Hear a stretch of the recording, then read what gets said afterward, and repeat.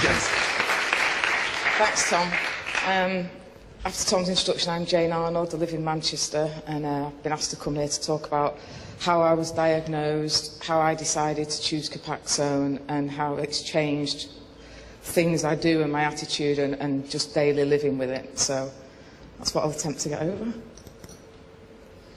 Okay, the things that led to my diagnosis, without actually knowing I had MS, because I was only diagnosed in 2010. Once I went to see the neurologist, he actually thought I had it since 2006. So in 2006, I had a brief episode of myelitis, which is an inflammation which was on my spine, which meant that my right leg lost its sensations of hot, cold, and electric shocks sort of going through your leg, and it was numb compared to the other one. It wasn't a strength thing, it was just sensations. It did go away by itself after a period of time. I didn't need any treatment, and the doctor said it could just be a one-off episode, and it doesn't develop into MS. And then in 2007, I developed what the GP thought was carpal tunnel syndrome in my hands, which was really severe pain. You couldn't really do anything with your hands. Electric shocks shooting up your wrists and your hands. And it was in both hands. So I went to see the GP, and I got referred to an in-between stage instead of the hospital, and they said it will die down and there's no inflammation in the blood tests or anything like that. And I had straps on my hands just to keep them still. So it's quite disabling when you've got two hands that you can't really undo your trousers to go to the toilet properly and just do general daily stuff. It took about 3 months to get my hands relatively back to normal. I've still got quite a lot of muscle wastage in the thumb, but it doesn't affect me too much on a daily basis, apart from opening very tight bottles, which can be frustrating at sometimes of the Friday night when you get home and you can't get into your wine bottle. But yeah. So that died down, and then the year later on I had it again, exactly the same symptoms, exactly the same treatment, just wore the straps, and I had some physio. I paid to go and see a physio to try and see if that would improve it at all. And then again, after 3 months, that all died down, and then back to normal again, just weaker hands. In 2009, I then started with severe pain in the top half of my left arm and around my elbow, nervy pain, not sort of muscular pain, and also in the back of my neck. I couldn't stand up for more than 10 minutes without it being unbearable to stand up. Went to my GP many times to get painkillers, and eventually, after about 5 appointments, I got some tramadol, which actually just got rid of the pain completely, and just helped it die down until that sort of went back to normal as well. During that time, I had an episode of Bell's palsy where all the right side of my face just dropped. It just doesn't move or anything. When you smile, this side of your face doesn't move, your eye doesn't move, and your eye can stay open, you can't shut it properly. That lasted probably about 6 weeks, and luckily that all came back, because sometimes that can have a lasting effect, but I got all the sensations back. 2010 was when I had what I thought was seasickness or dizziness. When I was at work, I just felt I didn't feel right, and I didn't feel comfortable driving, looking at cars moving, and when you're turning out of a junction, you couldn't judge things very well. Felt very sick, dizzy, weak face, a little bit unbalanced, because you sort of, your eyes aren't working at the same pace as everybody else. You look right, and then you look left, but your head's doing it, but your eyes don't communicate at the same time as you're moving your head and your eyes. So then that usually lasts about 3 months, but initially 3 weeks I don't drive for. And then after that, I can actually drive, because I get some of the eye sensation back. And then it's just double vision in the morning and at night time. So it's difficult reading. Well, you can't read books, you can't watch telly. You've got 2 tellies in your front room for like 3 months. So I bought eye patches. So I'll sit there with an eye patch or cover the side of your glasses up, so you just look out of one eye. And again, that's about 3 months to sort of get back to how I am now. And then the same again in January, sorry, that was in May, and then in January of the following year, it happened exactly the same again. Same symptoms, same 3 month period. On those 2 occasions, I did have steroids, And the second one, I think, I recovered slightly quicker, maybe by about a week or so with taking the steroids in the initial. And then in April 2011 was when I started on Copaxone. So the process really started when I had my first episode of being seasickness and dizziness. Had many GP appointments, and the GP said that I was suffering from vertigo. And I kept saying, the room's not spinning, it's not like vertigo, I don't feel I've got it. My face was a little bit weak, and I kept thinking back to this episode of myelitis in 2006, and what the doctor said is, it's a form of MS, but it may not develop into it. So in the back of my mind was always this niggling thing that it may be sort of MS. So after I went to the doctors many times, I told him about this myelitis, and then he referred me to the neurologist, which would take about 3 or 4 weeks. Within that 3 or 4 weeks, I'd arranged to have a private scan because I didn't want to wait and delay all the process and the neurologist just to then send me for a scan, then wait for another appointment for a couple of months. And the scan actually came back before I went to see the neurologist with the report which the GP read to me saying that I'd got lesions on the brainstem and it was pointing pretty much towards MS. So I then took all this information to the neurologist when I went to the appointment so I just needed to know, you know, that was why I did it instead of waiting for all these appointments. So I wanted to give him the information so that I could find out why I'd been ill every 12 months. And he confirmed that it was MS, and I'd probably had it for 6 years prior to actually coming to see him. And then I was referred to the MS nurse, so that was in August, and then I got an appointment in December to see the nurse and to talk about treatment, because he said you're probably a good candidate for the disease-modifying drugs, because I was relapsing every 8 months. In the time from August to December, I did lots and lots of Googling to find out what I wanted to go on, which I'll go into a little bit later. So then in January, I saw the neurologist, and I told him what I wanted to go on, and then I started on Copaxone in the April. So from the nurse to the neurologist and to getting the Copaxone, I think has gone quite quick in the scheme of things. Things I tried while I was waiting, because I tried to do as much as I could to help myself. I tried to go on a wheat-free diet with no saturated fats, which is horrendous because I travel so much with work. I stay in hotels, and I ended up sitting in my room with some chicken from Tesco's just because I couldn't order anything off the menu because I didn't know how they cook it, what oil they'd cook it in, you know, how they'd done it. So it was making me so miserable, and I didn't see any improvement, so I stopped doing that. I then tried oxygen therapy to try and help me with my sleep, because I was getting up every hour to go to the toilet during the night, and that has a knock-on effect to being tired, and then it affects your work and your whole day. Oxygen therapy is where you go down for 2 hours and you've got an oxygen mask on, and they decompress you as if you're diving and give you pure oxygen, because that's supposed to help the flow of the blood going around the brain and sort of help your whole day. Oxygen therapy is where you sit down for 2 hours and you've got an oxygen mask on, and they decompress you as if you're diving and give you pure oxygen, because that's supposed to help the flow of the blood going around the brain and sort of help the brain and, you know, help relapses and just improve sensory things. That was quite hard as well, because I work full time, and to take all this time off, like 3 times a week for 2 hours to go and sit quiet in a chamber where you can't speak with a mask on, that's just difficult for me anyway. And I didn't actually see, I didn't see any benefit from it, other people did, so I stopped doing that as well.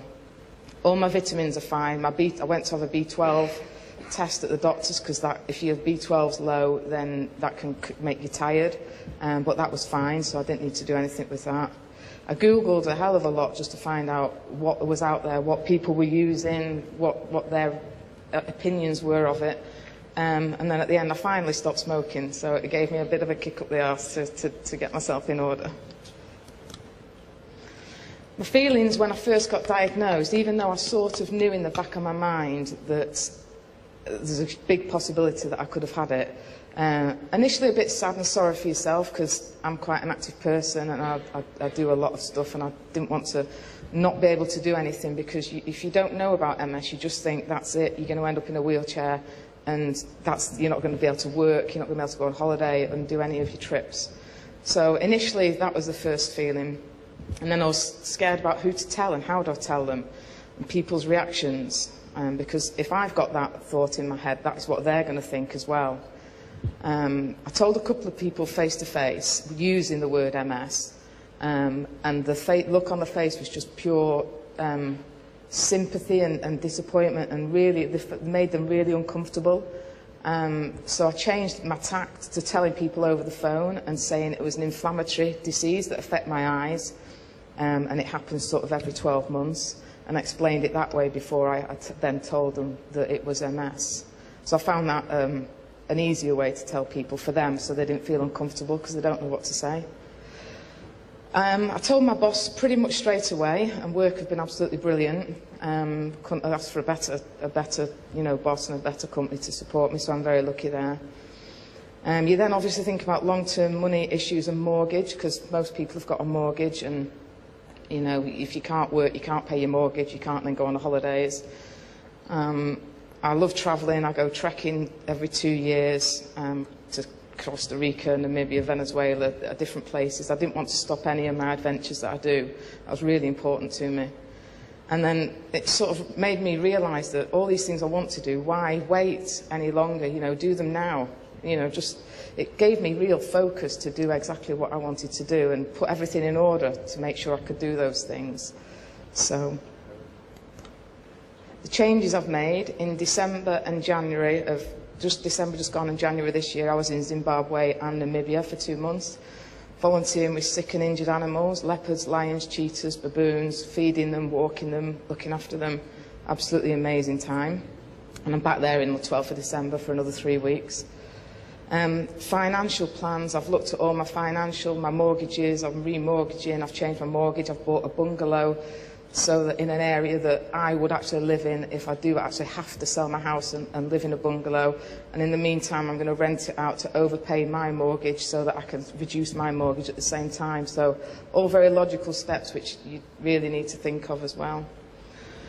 My goal, this is the tricky one, is to work 9 to 10 months of the year and go back to all these places, Africa, New Zealand, Zimbabwe, and volunteering with all the different types of animals out there and helping them.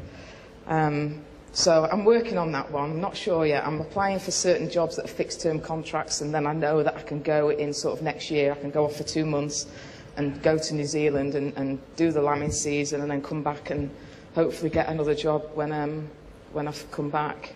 But I don't think it'd stop me, because I will do it. I don't want to wait, because you never know when the next thing's going to come along and you're not going to be able to do these things. So I am going to do that. The last one my mother would actually laugh at. I think that I'm more relaxed than colleagues at work say that, and a little bit more patient, but I think my mum would beg to differ with that one. So my disease-modifying treatment decision, I was 100% adamant that I was going to be taking something. And I want to look after and give my body the best chance that you could have to beat this. I did a lot of Googling, which brought up many message boards of people that are on different drugs, not all being very positive. In fact, quite a lot are not positive, and it's people, not about the drug, but about general MS in itself. And I picked the bits off that I wanted to take with me and just discarded all the negative sort of side. Another big benefit was one of my friends is actually on Copaxone as well. And another girl that I went to speak to when I was doing the oxygen therapy, she was on Copaxone. Both had really good results, to the fact that one of my friends says that it's reduced the lesions when she has a scan. She lives in Australia, and I think they may scan a little bit more than us, but she says that from her scans it's actually reduced them. So that was, speaking to people was the biggest thing, I think, for making my decision, and positive feedback as well. Another good aid was the MS Decisions website, which asks you all personal questions, well, not personal questions, but do you want to inject? How often do you want to inject? Do you want anything that was used on animals? Frequent, and then it spits out an answer with what is compatible for what you're on. And I got 4, and out of the 4, I chose the Copaxone, which I'll tell you why in the next slide. So again, the main reason was recommendations from other users, which was really positive, and it was users that I trusted as well, and somebody that's using something is always a lot easier to believe than somebody that's not using it. Pre-mixed syringes, which is what I wanted, but 3 out of the 5 that came up for me did this. Easy and quick to administer. Big one for me is no animal products in it. I'm quite an animal-y person. And then another major one was no flu-like symptoms, because I do work full-time and I can't afford to be ill and off work. And I think all of the other ones had flu-like symptoms attached to them, so that was pretty key to my decision as well. Daily injections, I did think about going on the weekly injection because you do it once a week, it's easier.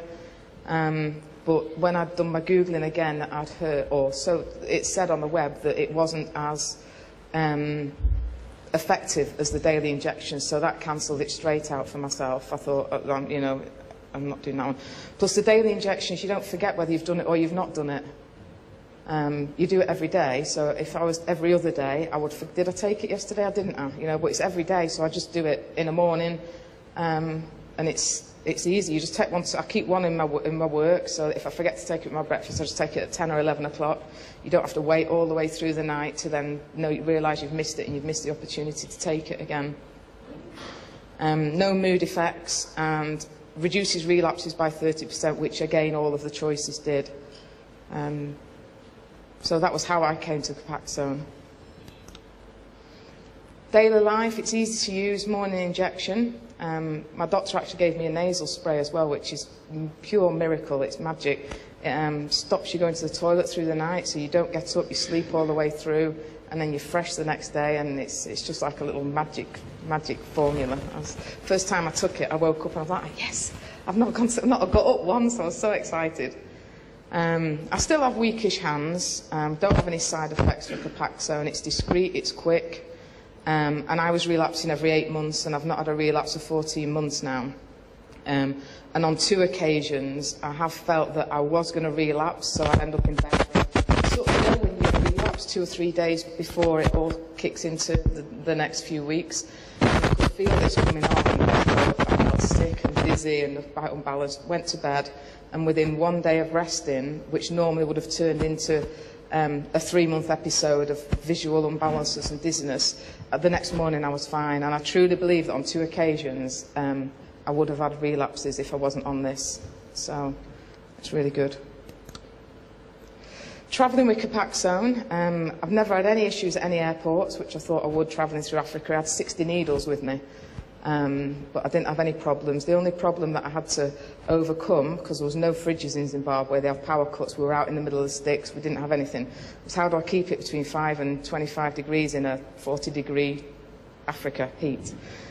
So I did again, returned to Google, and I found this, which is what diabetics use to keep their insulin in. This is the extra large one. It's got crystals in it, and it keeps your temperature between 5 and 25 degrees, whether you're in the Antarctic or whether you're in the heat. Reacts with water and all blows up, and then you put the needles in, and if it starts going down, you just put more water on it, and it redoes it. So for a month I kept all my needles in these, and then when I got to Namibia there was a fridge, so popped them in the fridge in Namibia. So again, that was ideal for travelling. Heavy when it's full of water, but it's at least it did the trick. And I think that's my actual last slide of words, but what I wanted to just do is share a couple of photographs of my trips, because it's so exciting. I'd like anybody to go on it, because it does change the way you think and put everything in perspective. Oh no, last one. So, yeah, summary, I'm very, very happy with Copaxone, and the more I can share with people trying to make a decision, that is what I'm going to aim to do. So I think I'm going to do couple of bits maybe with Lindsay of helping people that are newly diagnosed and stuff, just how I feel, and try and keep them positive, because that's the way of staying healthy as well. If you're positive, you'll stay healthy. So this is me microlighting over Victoria Falls in Zimbabwe, which was absolutely fantastic. My legs, I was like that, I was so tensed, it was absolutely brilliant. And he did actually let me fly the microlight as well. We flew over, and there was hippos and elephants in the Zambezi. Brilliant. And this is me on a baboon walk in Namibia. There was 8 baboons, and they just jump on your back and then sit on your head, and you walk with them, and they play and groom your hair, and it's amazing. And then this is one of the cheetahs that we took out, all hand-reared. They've all been rescued, or the mothers have been injured, or so we look after them, feed them, walk them. And this is where I'm going to go back to, and I'm going to keep on doing all my different adventures, so it's really important that I stay healthy. And thanks to you guys and everybody, it's happening, so yeah. And that's mine. Thank you.